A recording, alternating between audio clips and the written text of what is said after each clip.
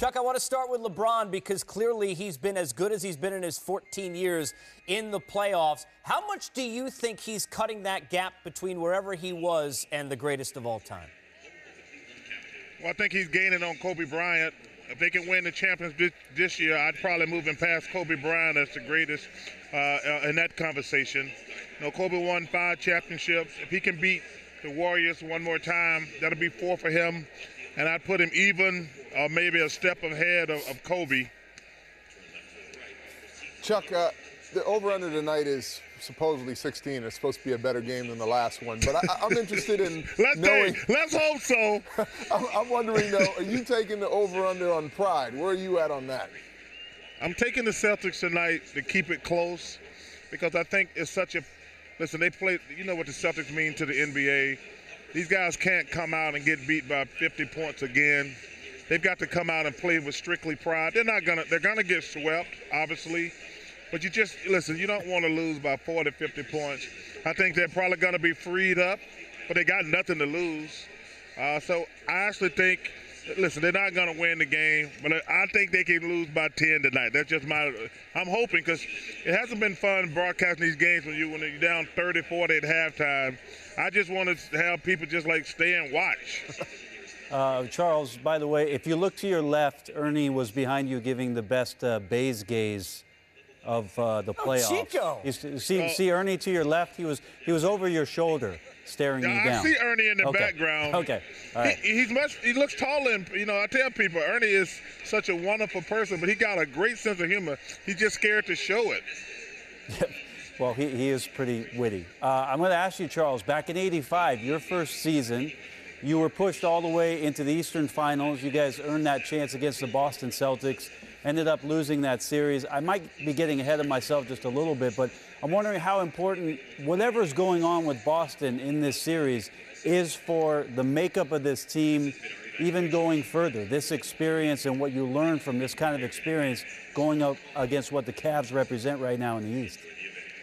Well, I think this has been a wake-up call for the Celtics to let them know they're not even close to winning the championship. I think everybody knew them being the #1 seed was, listen, Brad Stevens, Dan Ainge have done a fantastic job, but I don't think anybody thought they were a championship contender. I mean, they played against a 2-man team last week and took them to 7 games because they had the home court. It reminds me of the Atlanta Hawks a couple years ago when they had the #1 seed and the Cavs swept them. They're not close to winning the championship, but with that #1 pick and some things they can do, I think they got a chance of getting better in a hurry. But this has probably been a wake-up call for Coach Stevens and Dan Ainge, like, you know what, we're not close to winning the championship. Chuck, for Cleveland, obviously it's about one thing, winning a championship. They're not stupid. They know the Warriors are coming.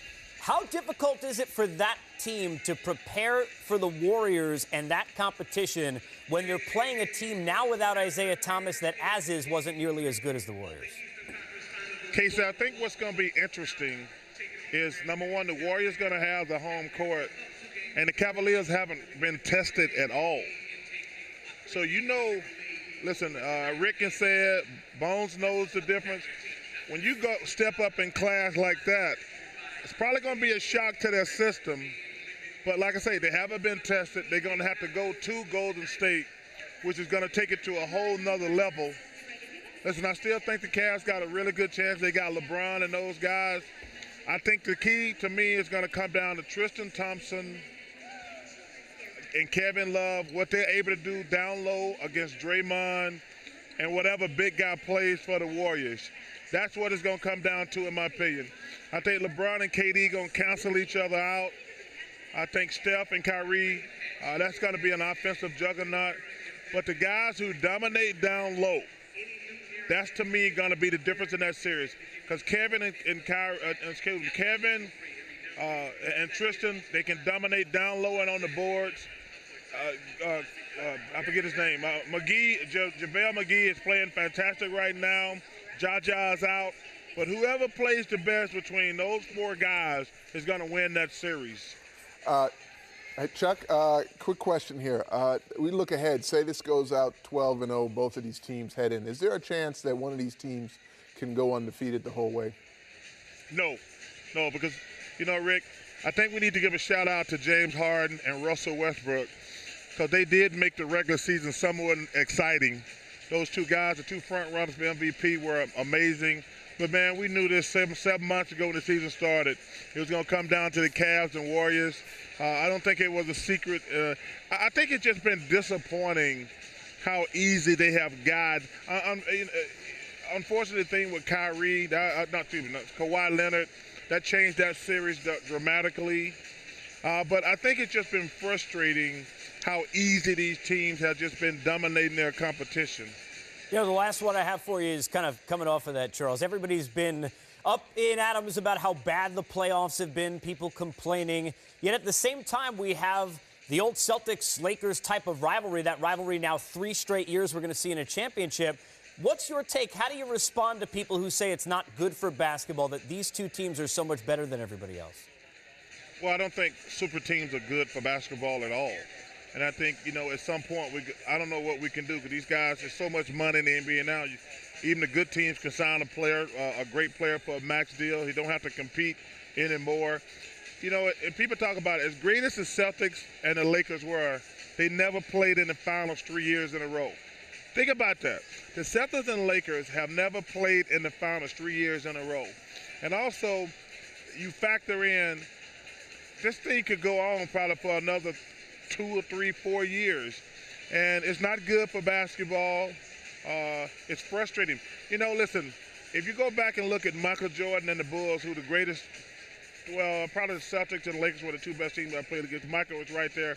They still had competitive rounds in the playoffs. Michael Jordan played against the Knicks and the Pacers. Those series always went 7 games. They wasn't going 8, 9, and 10-0. Same thing out west. Even when the Lakers were great, they still had some tough battles.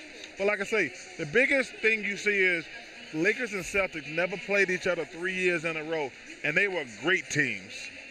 Chuck, appreciate it. Looking forward to the broadcast, and hopefully you'll have a game in postgame to talk about, at least at halftime.